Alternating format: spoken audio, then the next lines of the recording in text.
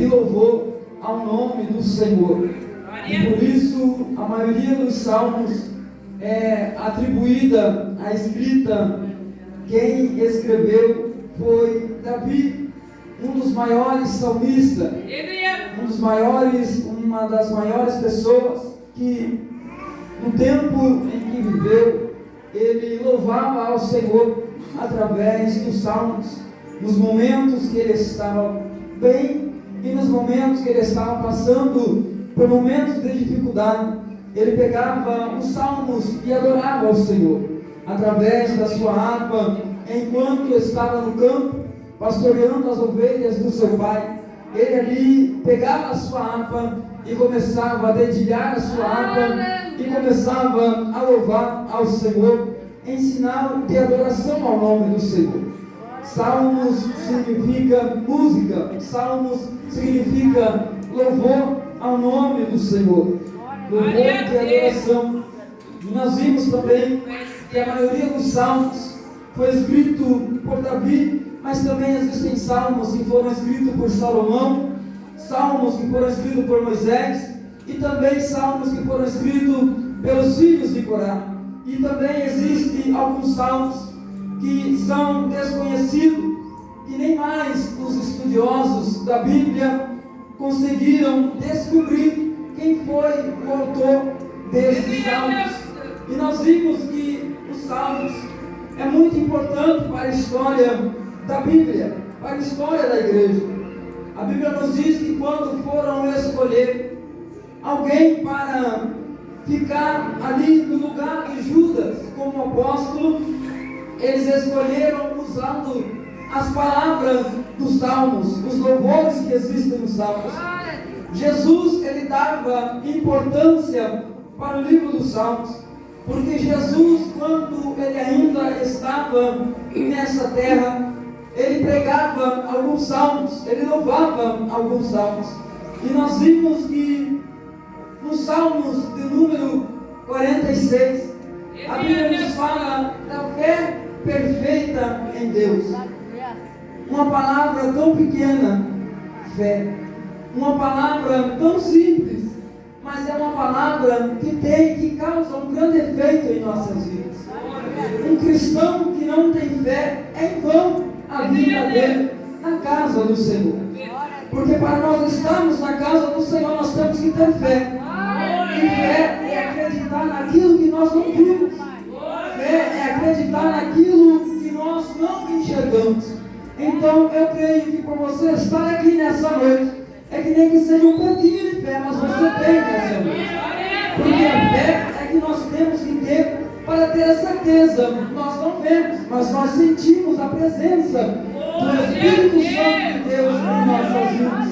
E nós vimos que a fé é olhar para situações difíceis e conseguir olhar e dizer: eu tenho um Deus que cuida de mim. Isso é através da fé. A fé, ela é movida pelo sobrenatural. Sobrenatural é algo de que não se explica sobre o natural. Como explicar o sobrenatural? Não tem como, porque o sobrenatural não se explica. O natural, mas explicando. Coisas que acontecem no mundo natural tem uma explicação, mas o mundo espiritual não tem explicação, porque é sobrenatural. E só quem entende o sobrenatural são os crentes que vivem o sobrenatural, são os crentes que adoram o sobrenatural, são os crentes que vêm para a casa do Senhor para receber o sobrenatural. Então, se nessa noite você chegou até aqui nesse lugar, eu creio que você veio aqui para você experimentar o sobrenatural do Senhor. Eu quero te convidar já nesse momento para você sair do natural e começar a adentrar no sobrenatural. Você sair dessa dimensão terrena e começar a adentrar em uma dimensão espiritual. Porque Deus, Ele vai começar a falar contigo nessa noite. Deus já falou através dos louvores, Deus já falou através da palavra oficial, mas Deus agora vai continuar falando através desta palavra que Ele tem direcionado as nossas vidas. Então a primeira palavra da sua vida nessa noite é: sai do natural e entra no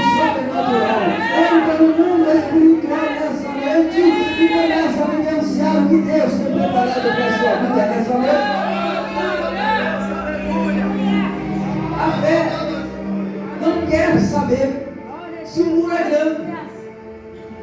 A fé não quer saber se só tem 5 pães e 2 peixinhos. A fé, ela não quer saber se já está morto há 4 dias. A fé me faz chegar em lugares que eu sozinho não conseguiria chegar. A fé nos fez chegar aqui hoje. Porque se você não tivesse fé, você nem da sua casa você tinha saído. Mas você teve fé que você saindo da sua casa, você chegando dentro da casa do Senhor, você iria ser ministrado pela sua palavra. A fé, ela nos faz chegar em lugares que nós não conseguiríamos chegar com nossas próprias forças. A fé, ela não quer saber o tamanho das circunstâncias, mas a fé, ela nos faz ir ao encontro do nosso milagre. A fé, ela nos faz ir ao encontro do dono do milagre. A fé, ela faz nos ir ao encontro daquele que tem preparado para nós algo sobrenatural da sua parte. E os Salmos, ele começa dizendo: Deus é o nosso refúgio e fortaleza. Refúgio.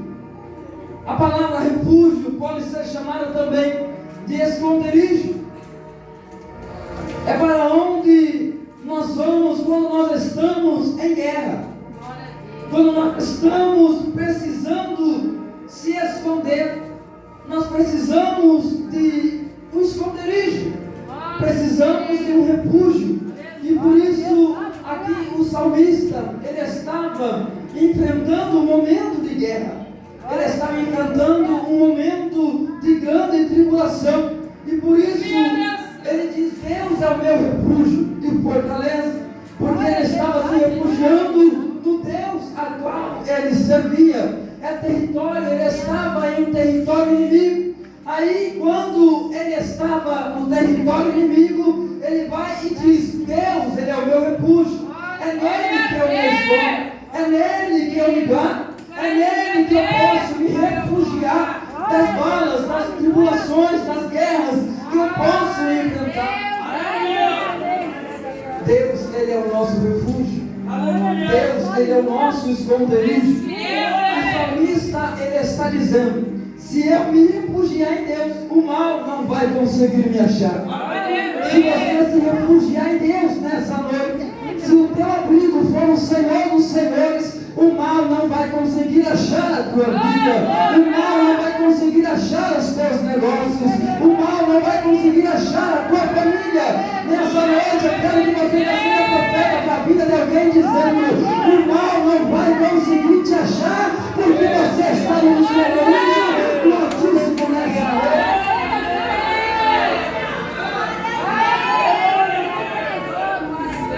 Deus, ele tem uma palavra para algumas pessoas aqui nessa noite que tem perdido o seu sono, que tem tido insônia por conta do adversário das nossas almas ter tentado invadir a sua vida. Mas a palavra que Deus, ele tem preparado para mim e para a sua vida é: se esconda na minha presença, porque enquanto você estiver debaixo da minha presença, o mal ele te cerca, mas ele não chega até a sua vida. O mal ele cerca a tua vida, mas ele não encosta em você. Ele cerca, mas ele não encosta, porque Deus não te esconde.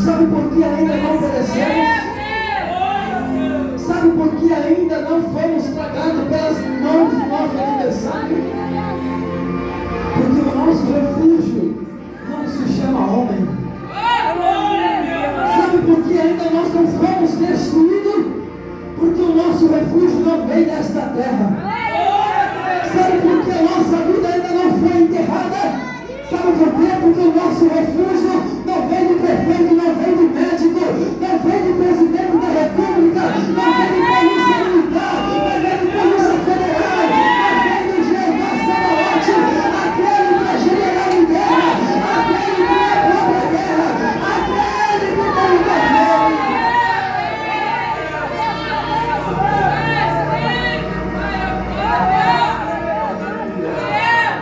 Deus é o nosso refúgio e fortaleza. Socorro bem presente na hora da angústia. Teus amigos te ajudam nos momentos bons. Teus amigos te ajudam enquanto está tranquilo, está suave, como diz lá por aí. Enquanto está tudo bem, estamos rodeados de pessoas. Enquanto está tudo bem, até quem você não conhece quer estar perto de você. Mas experimenta entrar no momento de angústia. Experimenta entrar no momento de tribulação. Experimenta entrar em uma vendaval. Experimenta entrar em uma grande dificuldade para ver se vai continuar alguém do seu lado. A ajuda humana para as nossas vidas é momentânea. A ajuda do homem dessa terra é momentânea. É por momentos. Mas tem momentos que nem a ajuda do homem vai nos socorrer. Mas Deus, aonde fica nesse lugar?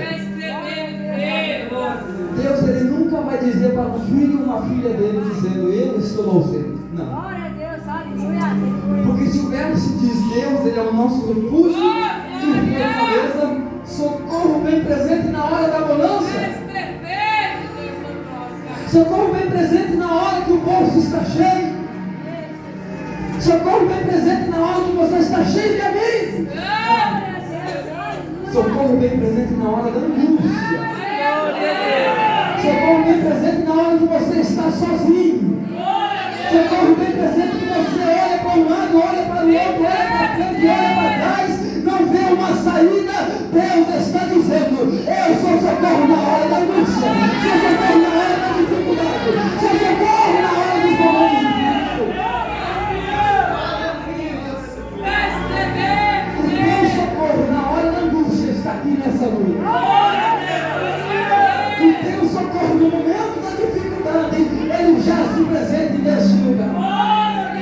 O socorro bem presente na hora do momento da adversidade já está em nosso meio nessa noite.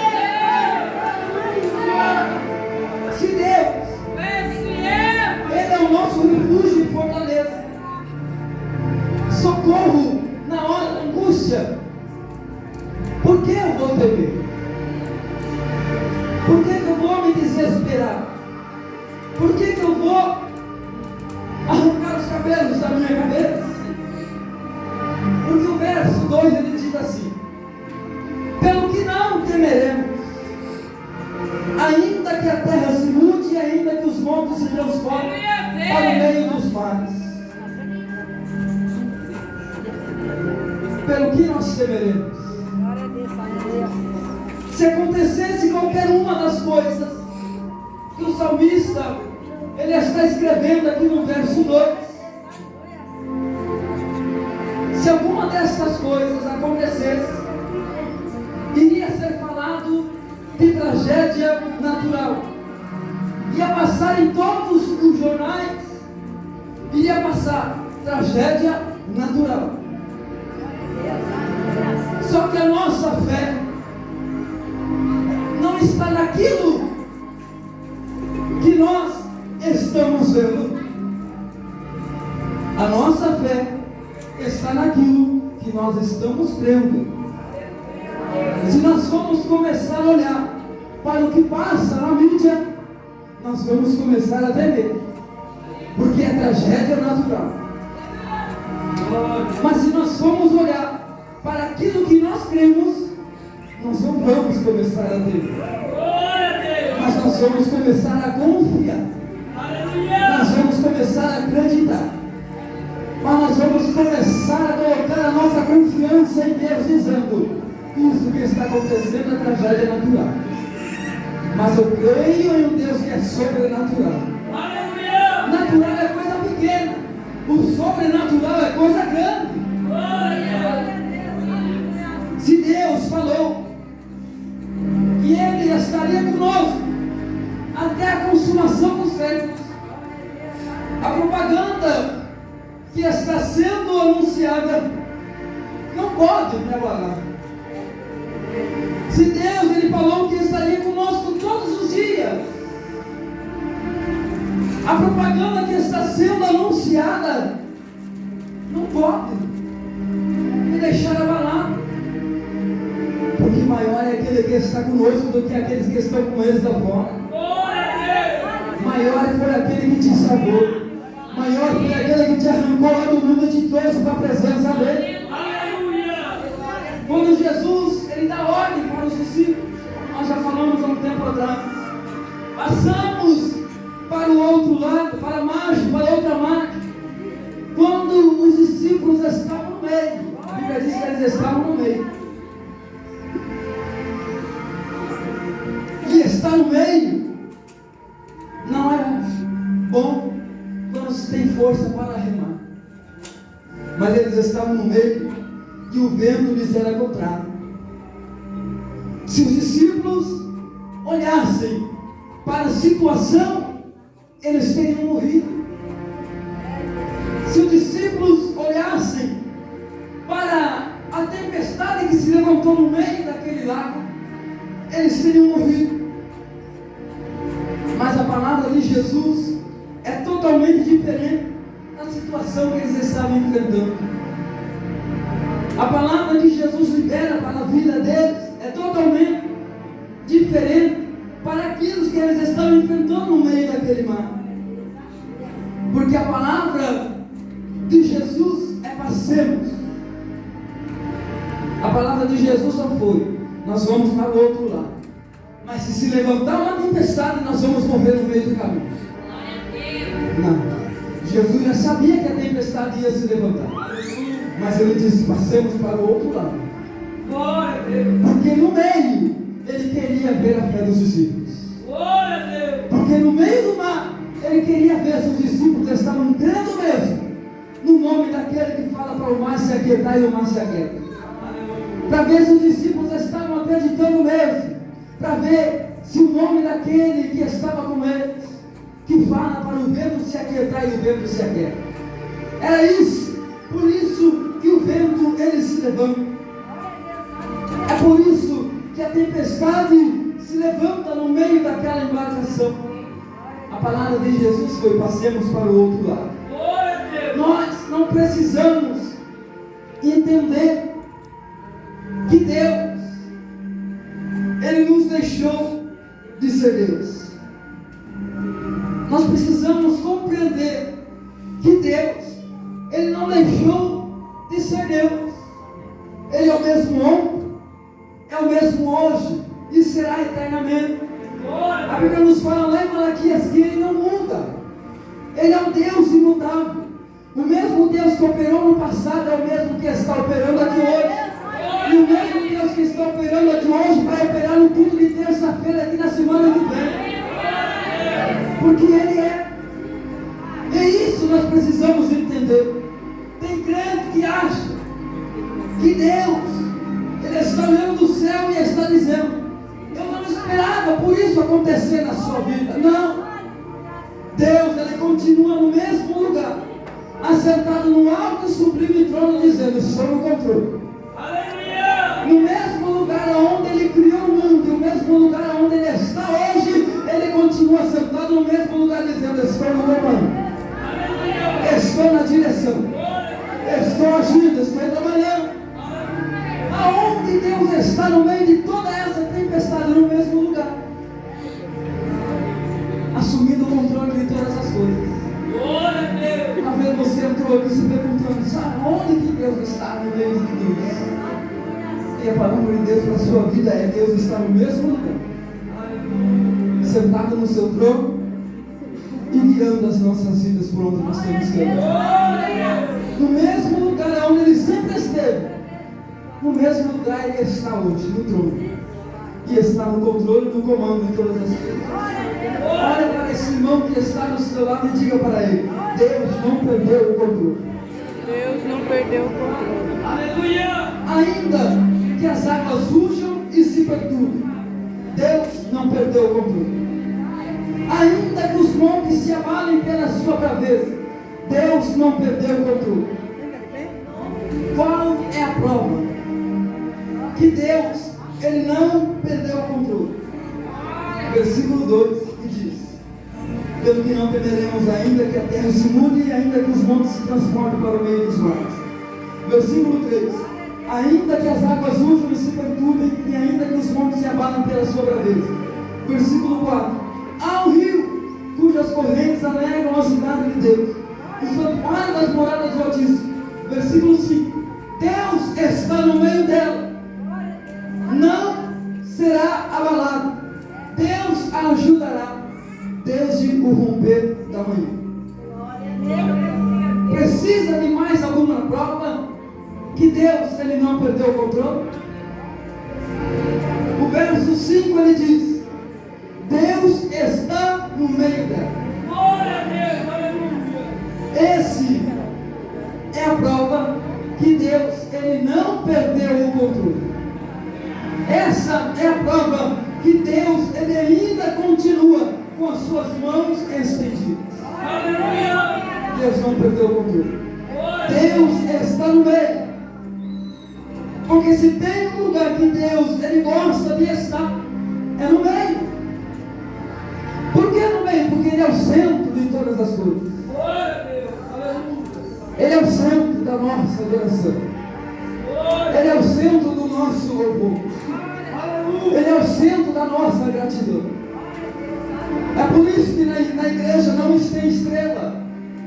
É por isso que na igreja não tem maior e não tem menor. O maior é Ele. A estrela que brilha é Ele. O nome a ser adorado é Ele. O nome a ser exaltado ainda continua sendo dele e vai ser continuado o nome dele sendo exaltado. Azarias, Misael e Ananias estavam na fornalha de fogo. Deus estava no canto? Deus estava do lado direito? Não, Deus estava no meio.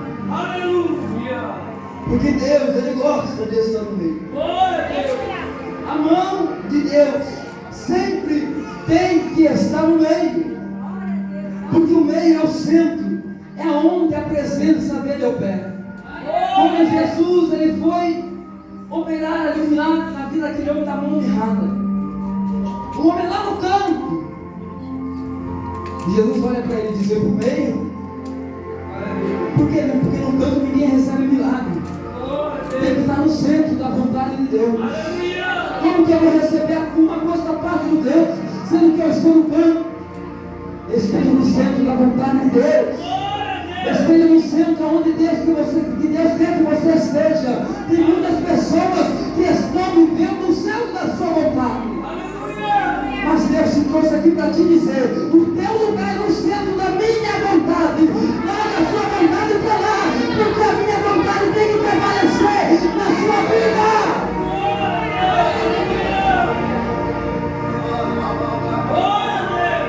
Tem muitas pessoas perecendo nesta vida porque estão vivenciando a sua vontade, estão vivenciando o seu querer e dá a cabeçada de um lado para o outro e não sabe, porque Deus Ele não opera o milagre, não faz o que Deus tem para fazer. Mas Deus está dizendo nessa noite: você pode correr quanto você for. Se você subir nas alturas, lá eu estou para te pegar, rapaz. Se você descer na profundeza, lá também eu estou. Se você correr para o lado, eu te pego lá.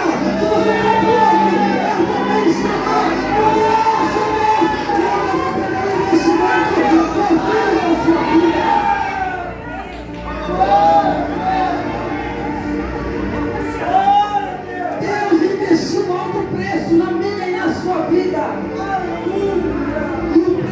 foi de sangue vertido na cruz do Calvário. É por isso que nós estamos aqui nessa noite. Não somos merecedores, mas a graça, a favor e merecido. Eu não mereço, mas Ele derrama sobre mim todos os dias. Você não merece, mas Ele derrama sobre você todos os dias.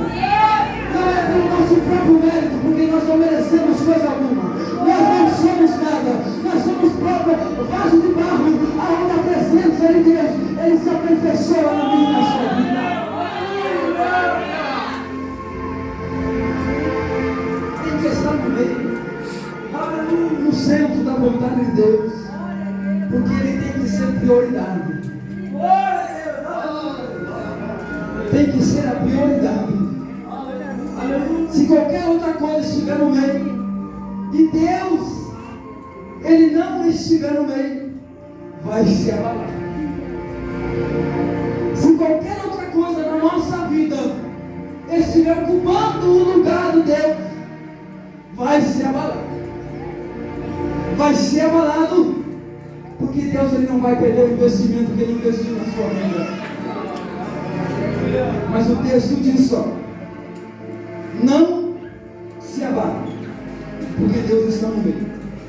E a prova que Deus está no meio, Deus ajudará desde o romper da manhã.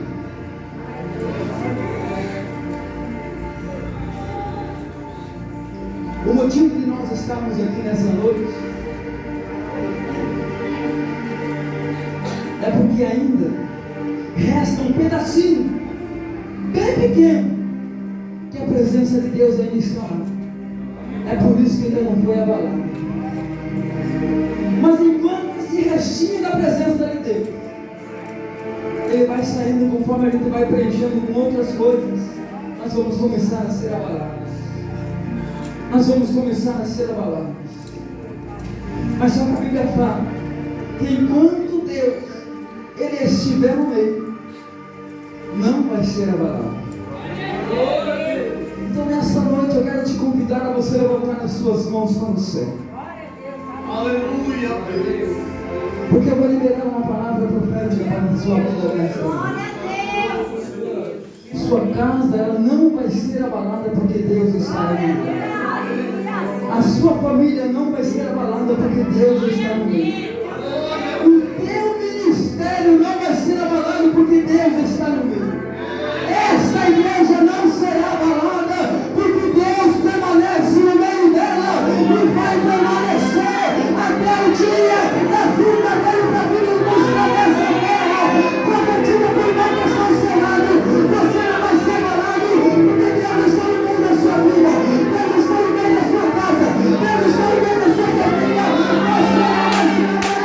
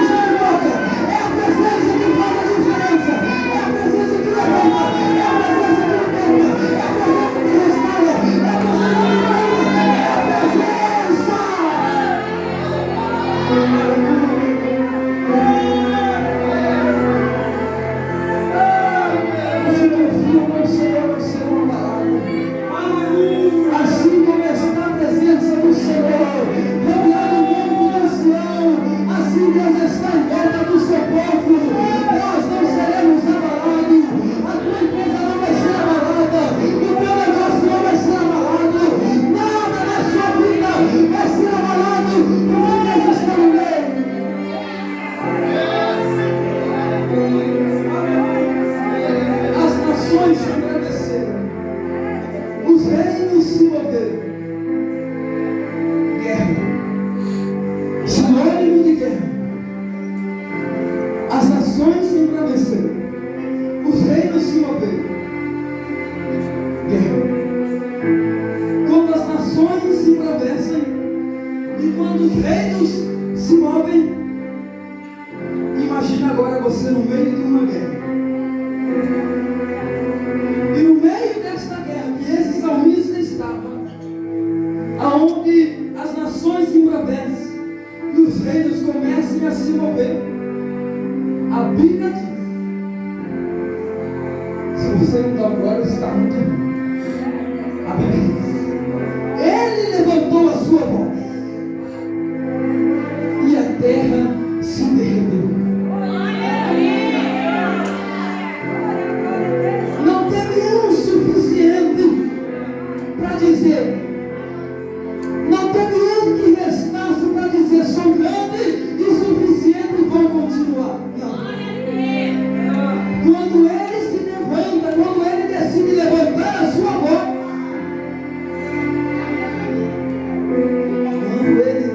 levantar a sua voz, fica quietinho aí, porque a terra se derrete. Porque diante da voz de Deus, a qual eu sigo, a Bíblia fala que a voz dele é como voz de muitas águas. Se você já foi na praia um dia, você já escutou o mar, ele fazendo aquele barulho. É muito maior do que aquele barulho. É a voz de Deus que você está aqui adorando nessa hora.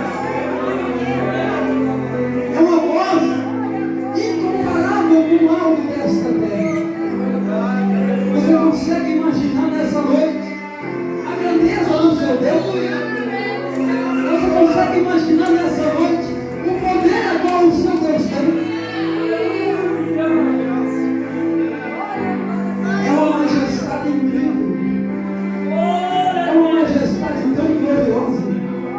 É uma majestade tão poderosa que quando a gente começa a falar da magnificência do Deus a qual nós servimos, parece que o céu ele se rompe, parece que Deus ele se levanta no trono e parece que ele mesmo decide descer de lá e descer no meio da igreja, porque há uma graça nesse lugar, há uma presença de Deus incomparável nesse lugar. Se você tem olhos espirituais para ver, eu convido a você começar a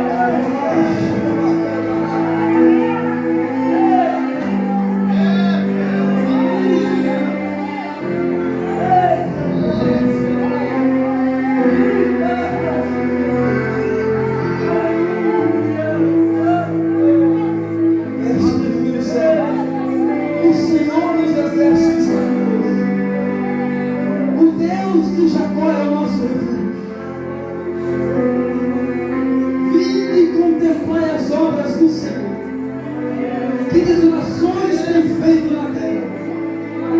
Ele faz cessar as guerras até o fim da terra. Quebra o arco, corta a lança e queima os carros de fogo. O Senhor dos exércitos está conosco. O Deus de Jacó é o nosso Deus. O Salmos do número 46.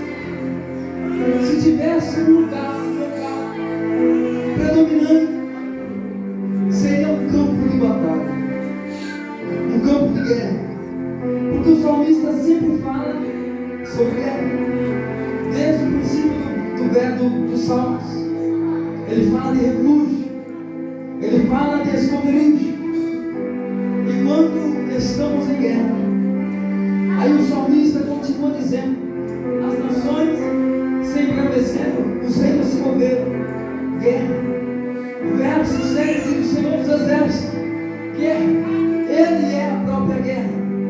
Aí ele continua, ele faz cessar as guerras. O salmista ele mostra um tempo de guerra, aonde o Deus a qual o salmista estava servindo, ele faz cessar a guerra. E aí nós vimos que o salmista ele diz, ele quebra o arco. Por que Deus ele quebra o arco? Porque todo soldado ele não vem para a guerra despreparado, ele vem preparado. Ele traz várias flechas, porque ele vai dar vários tiros, mas só que ninguém traz vários arcos. Arco é um só, porque ele não vai atirar o arco, ele vai atirar a flecha. Ele vai usar o arco para atirar a flecha. Ele leva várias flechas e leva apenas um arco. E Deus, com a tua soberania, Ele entra dentro do território inimigo e quebra o principal, que o soldado ele usa para tirar as flechas. Ele quebra o arco, porque sem arco não tem como tirar a flecha. E por isso Deus ele quebra o arco, porque sem arco não tem como soltar a flecha. E a Bíblia nos diz também que ali podiam falar, mas ficou a lança, e eles podem atirar a lança sozinhos sem o arco, porque a lança é algo grande que atira para matar alguém. É a lança, algo pontiagudo. Mas Deus, como Ele é especialista em guerra, Ele só não quebra o arco, Ele só não quebra aquilo que atira as flechas, mas Ele também vai lá no território inimigo e Ele corta a lança, a qual vai ser a estratégia do adversário para atirar contra as nossas vidas. Ele quebra o arco e agora ele vai e corta a ponta da lança, a parte mais pontuda ele corta, mas ainda continua os carros. O adversário vai usar os carros para nos atingir, para atingir o salmista que estava no meio da guerra. Mas só que a Bíblia diz, não tem problema. Deus, Ele diz, eu já quebrei o arco, já quebrei a lança, mas os salmistas ainda têm os carros. E Deus, como Ele é especialista em trabalhar com fogo, Ele queima os carros do fogo. Todas as armas que o adversário ia usar para tentar atingir o salmista e o povo, Deus, Ele entra no território inimigo, quebra o arco, corta a lança e coloca os carros no meio do fogo. Deus, Ele está dizendo nessa noite, para que nós venhamos entender e compreender. Se for preciso, Deus, Ele está dizendo, se for preciso, se for necessário, Ele entra dentro do território inimigo, Ele quebra o arco, Ele corta a lança e coloca os carros no fogo e vai dar. Mas tem porém,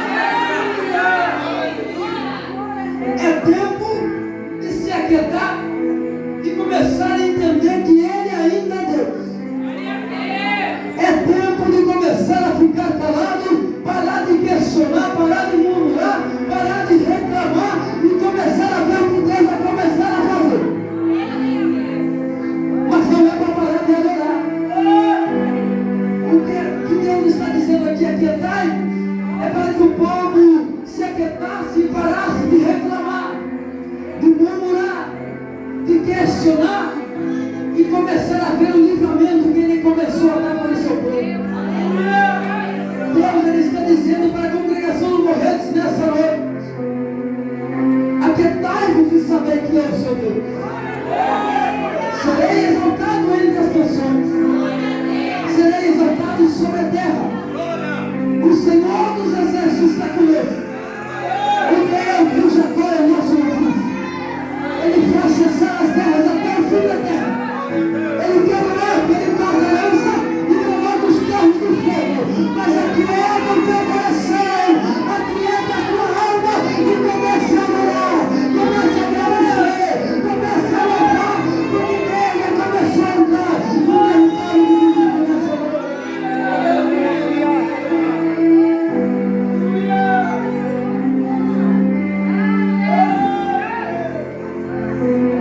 Agora, se tem uma coisa que nós cristãos não podemos fazer, é dizer que estamos sozinhos. Uma coisa que nós, igreja do Senhor, que nunca nós podemos dizer, é que nós estamos sozinhos.